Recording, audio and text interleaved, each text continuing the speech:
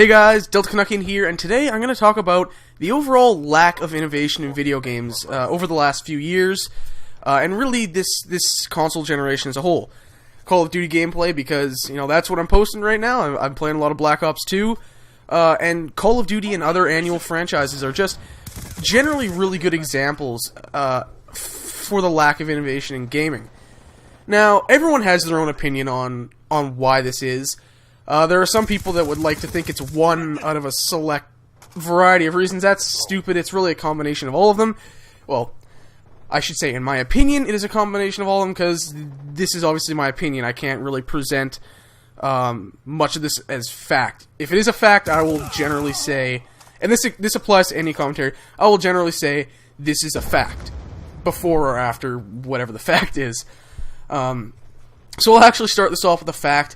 And that is, this is the longest a console generation has ever gone on. New consoles are expected to be coming out just around the corner. Most publishers and developers have leaked or said, just straight up said, that they have the dev kits for the next generation of consoles, for the PlayStation 4 and the Xbox 720, or whatever it may be called. So developers and publishers are kind of like, they're saving their best ideas for new technology for the next generation of consoles. EA has come out and actually said, we are saving our new IPs, our best ideas, for the next console generation. Because hardware and software sales are slowing down in the game industry right now. These are companies, they want to maximize profit. When are they going to maximize that profit? When the new console comes out and everyone is buying it. So obviously that's why, you know, we're seeing more and more sequels and not as many new ideas. Continuing with the theme of maximizing profits, that's why you're not seeing games take as many risks, especially at this stage in the console generation, in the cycle. Publishers want guaranteed results. And games like Call of Duty, like NHL, like FIFA, like Madden, they have proven formulas that will sell regardless of the circumstances. So why wouldn't EA and Activision say, okay, we'll let you change certain things up, but you can't stray from the core formula that much, because we know it's going to sell. And as frustrating as that is for us, the gamers, that's just business. That's business. That's good business. And we have to deal with it. The only way we can stop it isn't by, you know, buying the game, loving it for a week, and then bitching to David Vonderhaar on Twitter that, oh my god, worst game ever. I'm not one of those people, by the way. I'm just, you know, paraphrasing for half the frickin' community. That's not going to do it. What you have to do is you have to vote with your money. You have to stop buying the game. And that's the solution to anything. If you don't like Call of Duty, if you don't like Madden, if you don't like NHL, any of these annualized franchises or various franchises that are seen as not innovating enough, stop buying them. That's the only way you will get your point across to the publisher. That's the only way. You speak with your money. That's the language that companies speak. It is money. Alright? But that's not the biggest reason. That's obviously a big reason for why there's just the lack of risk-taking in video games these days. But I think the biggest thing is social media and us. The fans, the YouTubers, everyone. And I'm going to talk... I am talking specifically about Call of Duty here. I'm kind of trying to keep it centered on Call of Duty. But the reason you're seeing you're not seeing risks taken is because people don't like change. People don't like change. And what you have to realize is us, the YouTubers that go out here and put our opinions out there, and like David Vonderhaar talks to us on Twitter, not me, but other YouTubers, bigger YouTubers, we're a minority. We are the minority, and he has to take care of the other, like, 95% of people playing this game, including you guys watching. So, now with social media, these guys are a lot more accountable to the decisions they make, because people can get directly in contact with them, and people simply do not like change. We all call for it, we all beg for it, but think about if Call of Duty came out next year and it was a completely different game. They completely changed every mechanic. Sure, there would be some of us that would be like, hey, look, it's an all-new game, this is great, let's have fun with this is enjoyable.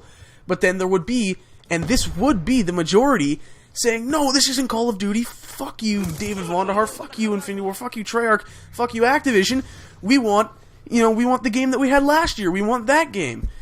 And that's the biggest issue, is the fans. We're so like nitpicky, and we feel that we are entitled to these games and how they turn out. And you know what? I won't lie, I am prone to do this sometimes. If you follow me on Twitter, you will see me bitching about stuff.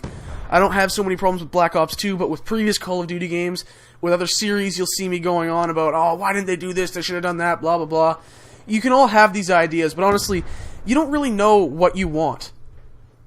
People complain. I've seen people saying, oh, Vonderhaar, I don't want him, you know, the head multiplayer guy. He's not even good at his own game. I'm sorry, he's been doing this for years. He's, you know, been trained and all this stuff. I trust him a hell of a lot more than I trust myself to make decisions on video games, because for years I was clamoring for a perfect combination of Battlefield and Call of Duty. Then I played Medal of Honor Warfighter and realized that's just boring. It has no identity. I'd rather play Call of Duty or Battlefield, right? That's the thing. They have established identities, and that is why they stand out. So those are two of the biggest reasons, in my opinion, for why there's just an overall lack of risk-taking. Summarizing, obviously, just the new console's just around the corner, people saving their best ideas. Not to say people aren't trying new things, coming out with new IPs. Look at next year, you've got The Last of Us, you've got Watch Dogs, Beyond Two Souls. Some games that look really, really interesting and really good. But are they necessarily, like, over-the-top new? I don't know. Last of Us looks like it's taken some inspiration from Uncharted. Obviously, Naughty Dog is doing the game. Beyond Two Souls, similar style to Heavy Rain. And, holy crap, I already forgot. What was the other game I mentioned?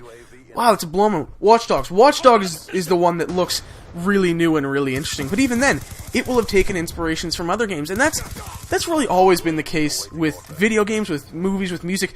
You take your inspirations from other games, from other movies, from other music, whatever, and you kind of combine them and meld it with your own ideas.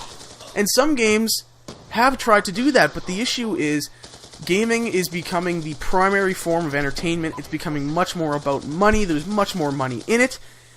Companies are trying to maximize profit, and it really means less risk-taking, because you have the Call of Duties and the Battlefields of the world that are established and that have proven they can make money. But then you have games like Homefront, like Far Cry 3, and I'll talk about Far Cry a bit more, that I'm sure would love to do something completely new with their multiplayer, but they know that that's taking a risk that they might not sell enough to make a next game or keep the studio afloat. So they gotta kind of, I guess, make those influences a lot more obvious, to put it lightly, to get their game across to the general public and make it sell. Far Cry, I'll just add this because I'm going to do another video about Far Cry. The multiplayer I'm not a huge fan of. The single player, the campaign is great. If you want a good story mode, 20 plus hours, definitely go check that out. But anyways, thanks for watching. Those are my thoughts on why there's no risk-taking or innovation in games anymore. Well, I should say in any games, just not as much as there used to be. Thanks for watching. Like, comment, subscribe, and I'll see you guys next time.